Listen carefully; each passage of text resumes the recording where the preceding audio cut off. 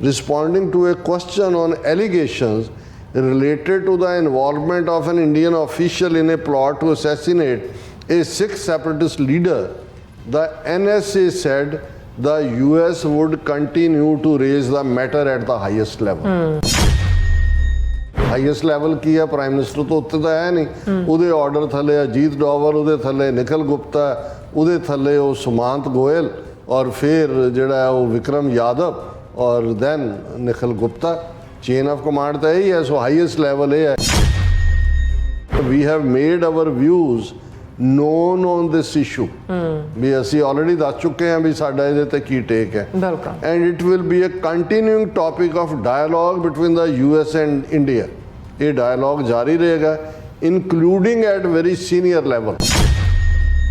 we are quite presumably the US charge that Indian agents were behind a plot to kill Khalistani separatist and American citizen Gurpatwant Singh Pannu in New York will also be discussed during Mr. Sullivan's visit।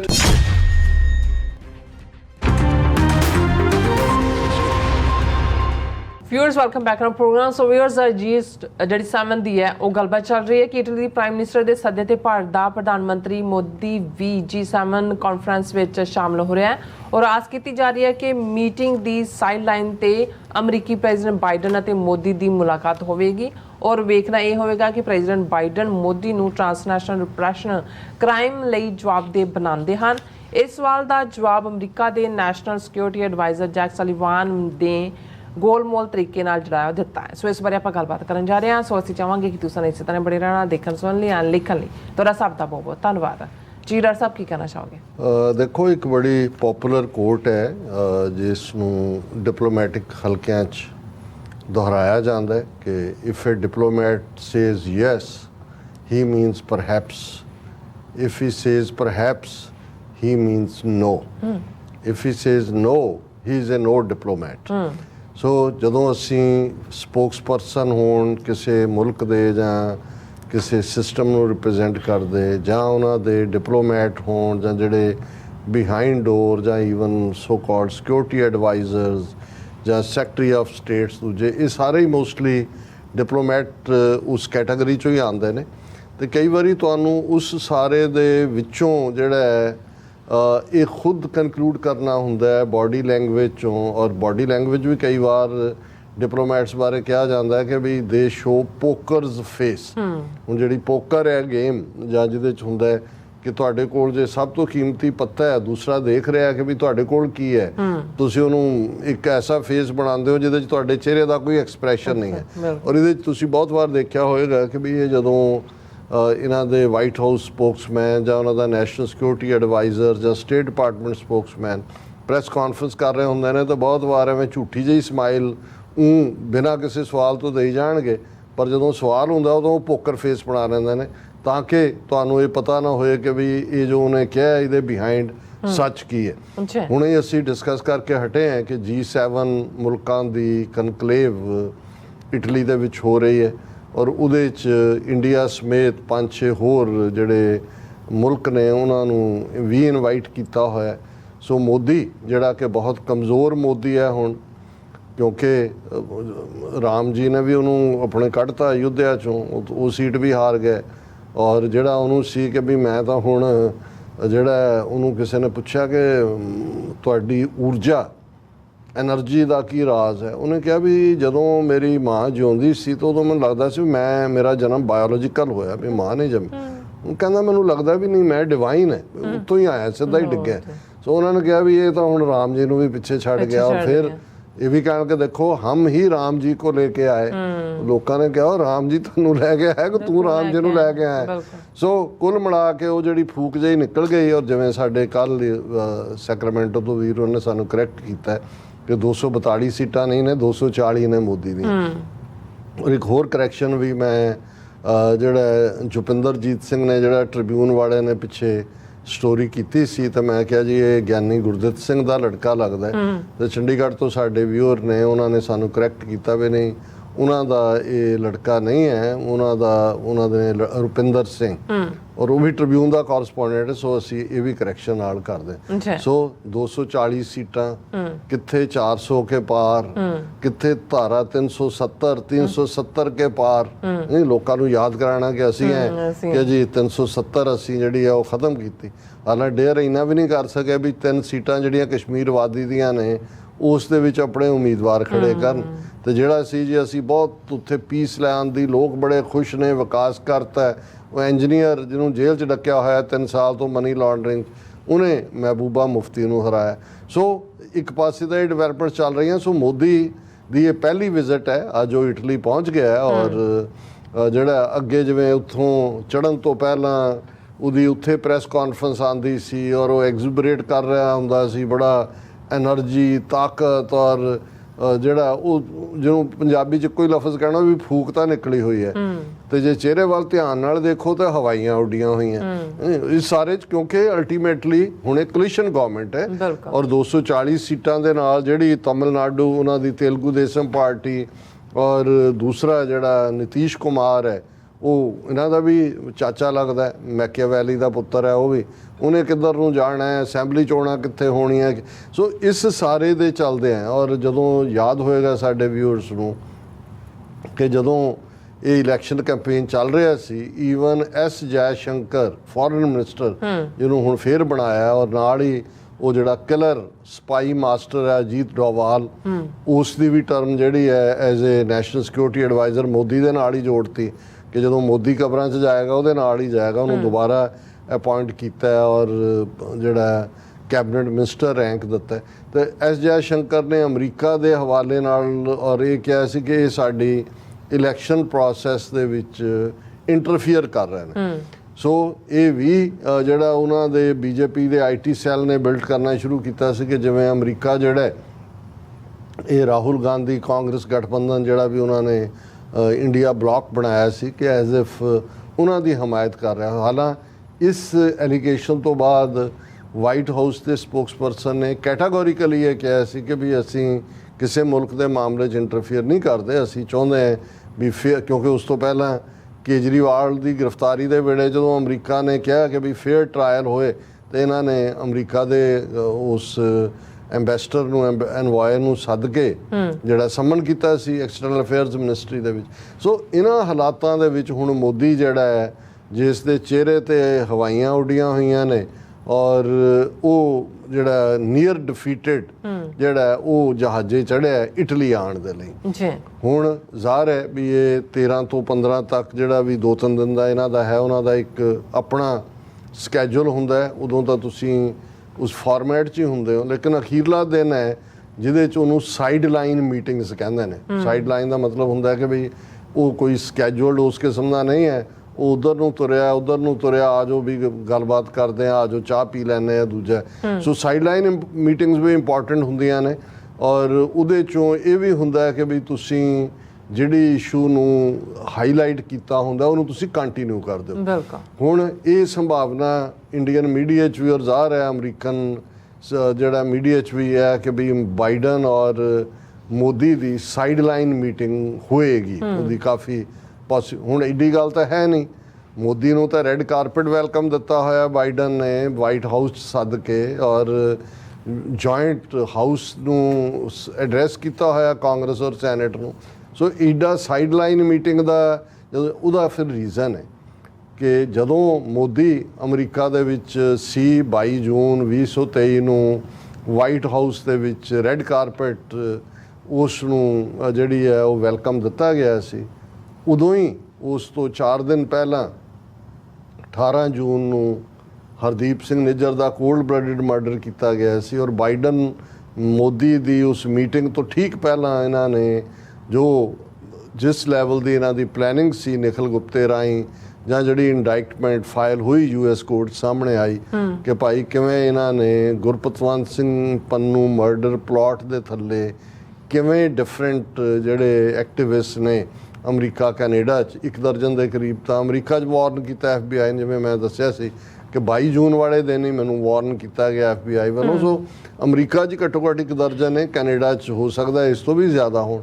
ਸੋ ਇਸ level ਦਾ ਜਿਹੜਾ ਇਹਨਾਂ ਦਾ plot ਸੀ, ਉਸ ਤੋਂ ਬਾਅਦ Biden ਔਰ ਮੋਦੀ ਆਪਸ 'ਚ ਮਿਲੇ ਨਹੀਂ। ਔਰ ਕਿਉਂਕਿ ਇਹ ਜੂਨ 'ਚ ਹੁੰਦਾ ਹੈ, 26 ਜਨਵਰੀ 2024 ਨੂੰ ਆਲਰੇਡੀ ਅਮਰੀਕਾ ਨੇ ਐਕਸੈਪਟ ਕਰ ਲਿਆ ਹੋਇਆ ਸੀ, ਬਾਈਡਨ ਨੇ as a chief guest republic day celebration ਦੇ ਵਿੱਚ ਜਾਣਾ ਸੀ। ਪਰ ਜਦੋਂ ਇਹ ਕ੍ਰਾਈਮ ਕਿ ਬਈ ਅਮਰੀਕਾ ਦੀ ਧਰਤੀ ਤੇ ਇੱਕ ਸੋ ਕਾਲਡ ਫਰੈਂਡਲੀ ਕੰਟਰੀ ਵੱਲੋਂ ਇਹ ਕੀਤਾ ਜਾਣਾ ਸੀ, ਸੋ ਵਾਈਟ ਹਾਊਸ ਨੇ ਨਾ ਕਰ ਦਿੱਤੀ।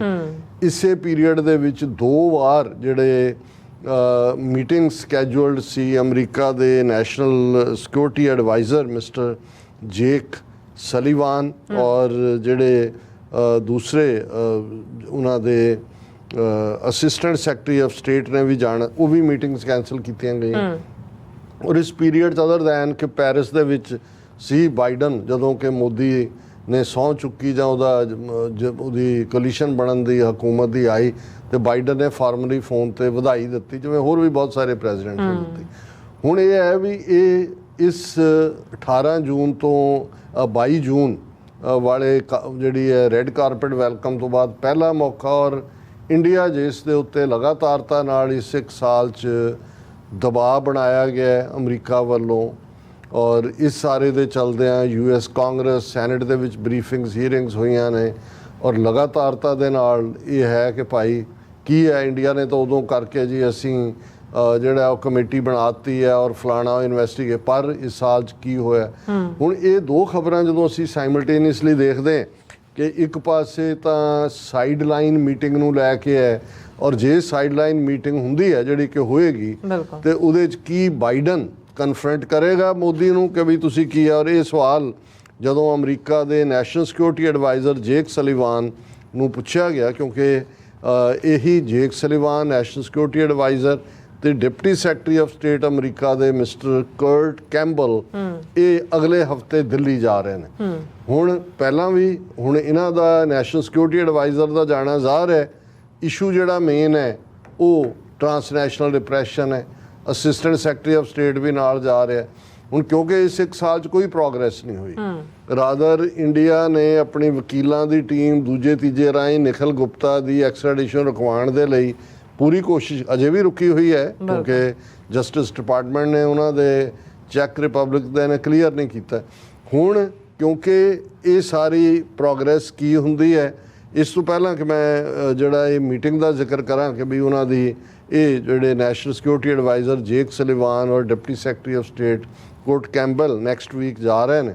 ਜਦੋਂ ਉਹਨੂੰ ਪੁੱਛਿਆ ਗਿਆ ਜੇਕ ਸਲੀਵਾਨ ਨੂੰ ਕਿ ਵੀ ਕੀ ਮੋਦੀ ਔਰ ਬਾਈਡਨ ਦੀ ਜਦੋਂ ਸਾਈਡ ਲਾਈਨ ਮੀਟਿੰਗ ਹੁੰਦੀ ਹੈ ਇਸ ਦੇ ਵਿੱਚ ਕੀ ਹੋਏਗਾ, ਉਹਨੇ ਕਿਹਾ ਜੀ ਵੀ ਇਹ he expects Biden expects to see prime minister Modi here. It is up to the Indians to formally confirm his attendance, but our expectation is that the two of them will have the opportunity to encounter one another. The nature of that encounter is still fluid because so much of the schedule is fluid.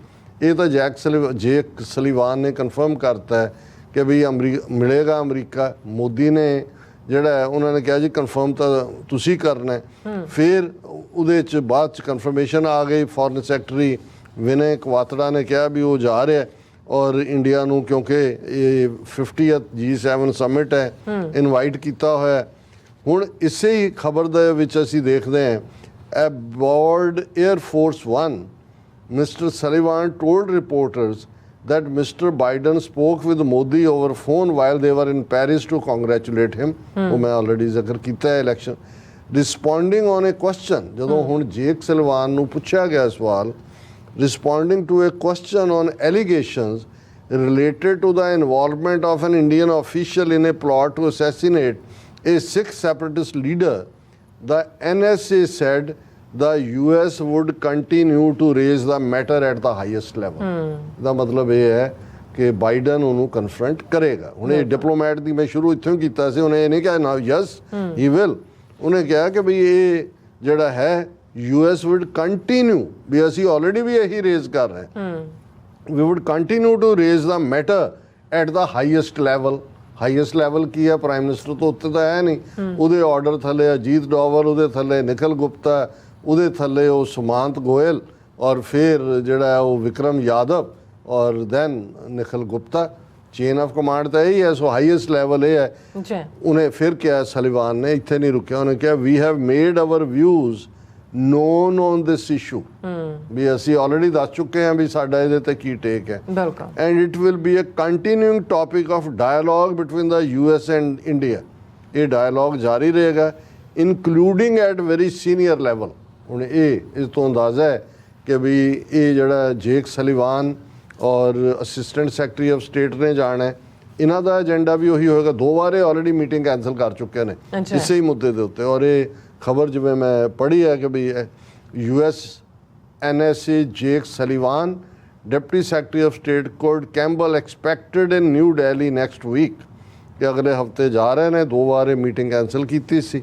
ਔਰ ਇਸ ਖਬਰ ਦੇ ਮੁਤਾਬਕ ਵੀ ਜਦੋਂ ਉਹਨਾਂ ਨੂੰ ਇਹ ਪੁੱਛਿਆ ਗਿਆ ਕਿ ਭਾਈ ਤੁਹਾਡਾ ਇਸ ਮੁੱਦੇ ਤੇ ਕੀ ਹੋਏਗਾ, ਉਹਨਾਂ ਨੇ ਕਿਹਾ ਕਿ we and I think that is going to be one of the issues that national security advisor Sullivan will be talking to his Indian counterpart।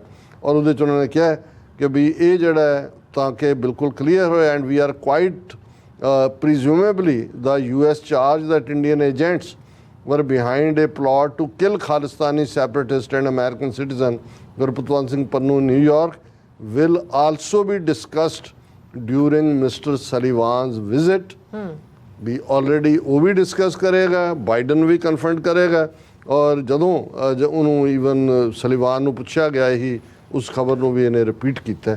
ਸੋ ਅਸੀਂ ਵੀ ਹੋਪ ਕਿ ਹੁਣ ਵਕਤ ਆ ਗਿਆ, ਐਨਫ ਇਜ਼ ਐਨਫ। ਬਿਲਕੁਲ। ਮਹੀਨਾ ਜੂਨ ਦਾ ਹੈ, ਨਵੰਬਰ ਤੱਕ ਪਹੁੰਚਦੇ ਆ, ਆਲਰੇਡੀ ਜਿਹੜਾ ਉਹ ਵੋਟਾਂ ਪੈ ਜਾਣੀਆਂ ਨੇ ਕੌਣ ਪ੍ਰੈਜ਼ੀਡੈਂਟ ਬਣਨਾ। ਸੋ ਇਹ ਹੁਣ ਬਾਈਡਨ ਐਡਮਿਨਿਸਟ੍ਰੇਸ਼ਨ ਨੇ ਦਿਖਾਣਾ ਹੈ ਕਿ ਕੀ ਉਹਨਾਂ ਨੇ ਉਸੇ ਤਰ੍ਹਾਂ ਹੀ ਜਿਸ ਨੂੰ ਕਹਿੰਦੇ ਨੇ ਕਿ ਬਈ ਗੋਂਗਲੂਆਂ ਤੋਂ ਮਿੱਟੀ ਲਾਣੀ ਹੈ, ਜਾਂ 1 ਸਾਲ ਹੋ ਗਿਆ ਹੈ ਇੰਡੀਆ ਨੇ ਸੋ ਕਾਲਡ ਕਮੇਟੀ, ਉਹਦੀ ਕੀ ਆਊਟਕਮ ਹੈ, ਕਿਉਂ ਨਹੀਂ ਹੁਣ ਤੱਕ ਜਿਹੜਾ ਉਹ ਜੋ ਅਮਰੀਕਾ ਦੀਆਂ ਲਾ ਐਨਫੋਰਸਮੈਂਟ ਏਜੰਸੀਜ਼, ਉਹ FBI ਹੋਏ, ਜਸਟਿਸ ਡਿਪਾਰਟਮੈਂਟ ਹੋਏ, ਹੋਮਲੈਂਡ ਸਿਕਿਉਰਿਟੀ ਹੋਏ, ਉਹ ਜਿਸ ਚੀਜ਼ ਨੂੰ ਲਾਗੂ ਕਰਨਾ ਚਾਹੁੰਦੀਆਂ ਨੇ ਕਿ ਬਈ ਇੰਡੀਆ ਨੂੰ ਜਿਹੜਾ ਖੁਫੀਆ ਏਜੰਸੀ ਰਾਹ ਨੂੰ ਜਾਂ ਉਹਨਾਂ ਦੇ ਹੈੱਡ ਨੂੰ ਜਿਹੜਾ ਉਹ ਜਵਾਬਦੇਹ ਬਣਾਇਆ ਜਾਏ।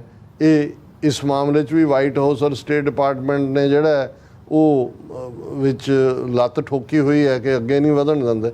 ਸੋ ਅਸੀਂ ਇਹਨਾਂ ਸਾਰੀਆਂ ਡਿਵੈਲਪਮੈਂਟਸ ਨੂੰ ਬੜਾ ਕਲੋਜ਼ਲੀ ਮੋਨੀਟਰ ਕਰ ਰਹੇ ਹਾਂ। ਜੀ ਡਾਕਟਰ ਸਾਹਿਬ, ਤੁਹਾਡਾ ਬਹੁਤ ਬਹੁਤ ਧੰਨਵਾਦ। ਸਾਥ ਲੈਣ ਬ੍ਰੇਕ ਵਿਊਅਰਸ, ਤੁਸੀਂ ਇਸੇ ਤਰ੍ਹਾਂ ਬਣੇ ਰਹਿਣਾ। ਮਿਲਦੇ ਹਾਂ ਛੋਟੇ ਬ੍ਰੇਕ ਤੋਂ ਬਾਅਦ।